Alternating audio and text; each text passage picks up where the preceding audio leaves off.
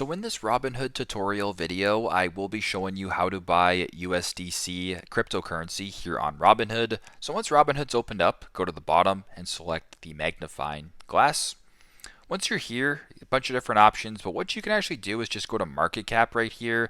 And if you scroll down at this moment in time, USDC is the fourth most market cap, so it should appear. Go ahead and select it, and you can go to this screen. If not, and it's not there, you can also go to the top and just type in USDC. Then it's right here, select it, it'll bring you to the same page.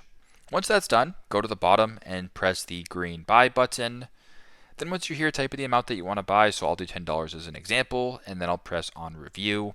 Once you're here, you can review the amount of USDC that you're buying, the fees, the total cost, and if this looks good, go to the bottom, swipe up to submit to proceed with the transaction. So that is how you guys can buy USDC cryptocurrency here on Robinhood. Thanks again for watching and hope this helps.